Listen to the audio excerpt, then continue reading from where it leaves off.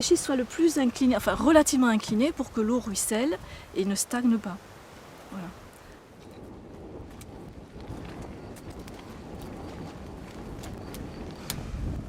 Pourquoi le Languedoc, hein? J'aurais pu atterrir, j'aurais pu décider de m'installer dans plein de régions, bon, sachant que je voulais vraiment faire mon vin, acheter des vignes et devenir vigneronne à temps plein.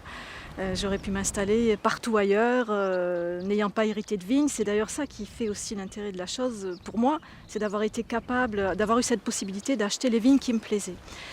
Donc j'ai pensé au Languedoc parce que j'ai été attirée par cette diversité, par cette multiplicité de beaux paysages. D'abord, c'est magnifique quand on est ici, on se croirait en vacances tout le temps finalement, même quand on travaille dur, hein. Et un choix, une diversité, une variété de cépages, une variété de terroirs, voilà, c'est ça qui m'a attirée dans le Languedoc. Pouvoir avoir ces ouvertures, ces choix, et ensuite évidemment le choix de Faugères s'est très vite imposé parce que pour moi Faugères c'est le terroir qui doit me permettre de faire les vins digestes, aériens, élégants, enfin bon, j'y travaille en tout cas.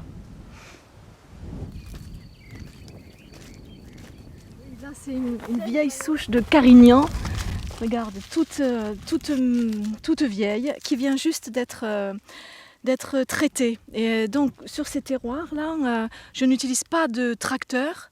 Les traitements sur ces parcelles-là de Carignan se font à la main. C'est-à-dire qu'on a une cloche, ça s'appelle, dans laquelle on met le soufre, et pied par pied, et uniquement sur les pieds, donc pas à côté ni nulle part ailleurs, on met une petite dose de traitement, de soufre en l'occurrence. Donc là c'est vraiment de l'homéopathique. Alors si je fais le point de ma petite carrière 4 vendanges à Faugères, eh bien je me rends compte que tous les ans j'ai des nouvelles surprises, j'ai des vignes qui me racontent toujours quelque chose de plus, qui ne sont pas toujours dans la direction où je les attendais, et c'est ça qui est fabuleux, quoi. Ça change tous les ans. Cette année, en plus avec la nouveauté, les vieux pieds de Carignan que j'ai achetés, enfin qui sont fabuleux. C'est sans doute des vignes entre 70 et 100 ans qui auraient dû être arrachées depuis longtemps si on en croit les experts, et puis finalement elles sont là, et alors là elles donnent un jus d'une qualité formidable. Elles donnent très peu, j'aurais très peu de vin, mais finalement c'est ça qui est beau, d'avoir très peu de choses et de pouvoir les apprécier.